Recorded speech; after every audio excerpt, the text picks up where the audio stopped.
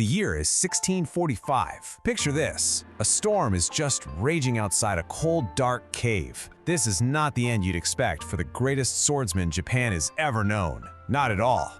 His name? Miyamoto Musashi. And over his lifetime, he fought more than 60 duels, to the death. And you know how many of those duels he lost? 0. Not a single one. His legend, it was absolutely forged in blood and steel. But you know what's really fascinating? His true story. The one that can teach us something today. It isn't about the men he killed. No. It's about the man he became when he was completely alone. And that's what we're going to dive into right now. The story of the samurai of Solitude. All right, so let's talk about the end of his life. The Cave of Death. When he sensed that his time was near, Musashi didn't go looking for the comfort of a palace or the company of his students. Nope. He climbed a mountain and he retreated into a cave, the Rigendo Cave. He chose to face the end all by himself. And this is where his story gets really interesting. I mean, think about the paradox for a second. Here's a man of ultimate deadly action, and his final challenge, it was just sitting still. It was right there in that cave, just a week before he died, that he wrote down 21 rules for life. It was his final manifesto, and he called it the Dokkodo. So his first pillar, it's basically a declaration of war on all the weakness we see today. It's a call to shatter your own comfort. And this rule, man, it is so ahead of its time. I mean, centuries before we had any clue about brain chemistry, Musashi totally understood the trap of cheap dopamine. Look, he wasn't against happiness, not at all.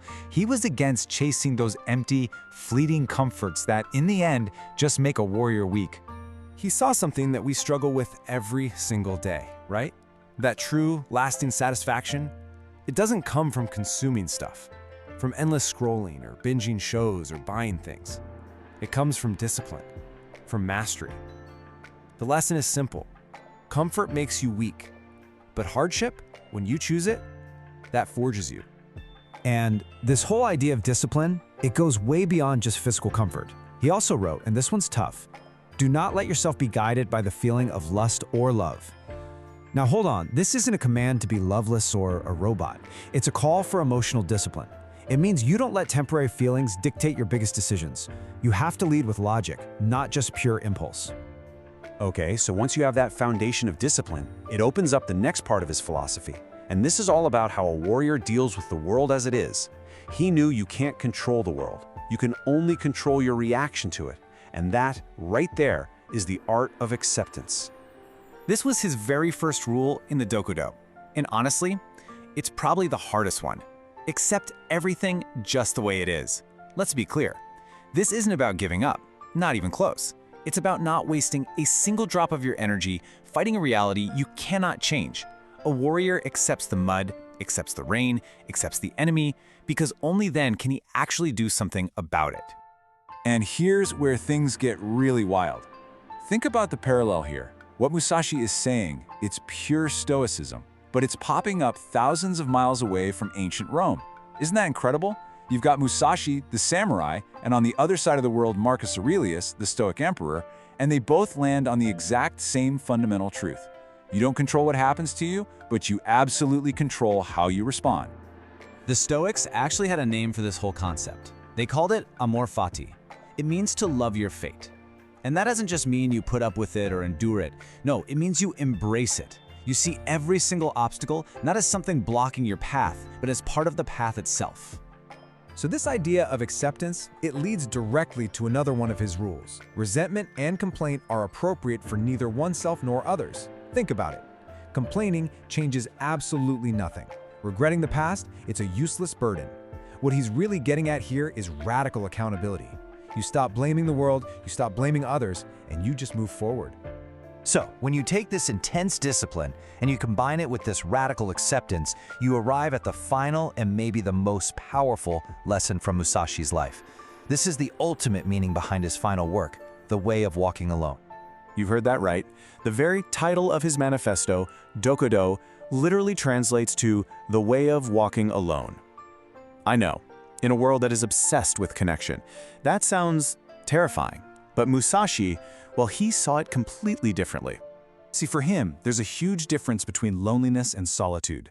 Loneliness is a weakness. It's that painful feeling of wishing someone else was there to fill a void. But solitude is a strength. It's the power that comes from being fully present with yourself, with zero distractions. Musashi didn't run from solitude, he chose it. He used it to achieve peak performance.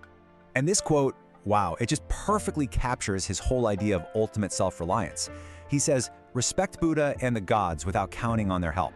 So he wasn't an atheist, right? He was saying, look, be respectful of whatever you believe in, but when the moment of truth arrives, when it's life or death, you depend only on your own skill. Hope is not a strategy, training is.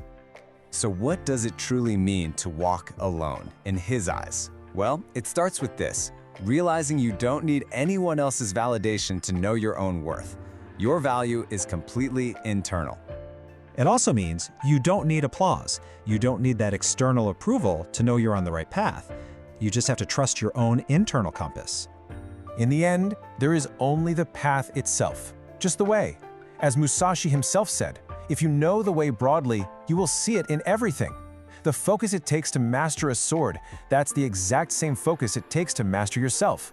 There's no difference. There is only the way. And so, the question Musashi leaves us with, echoing out of that dark cave all these centuries later, it's a simple, but yeah, a terrifying one. Can you walk your path alone?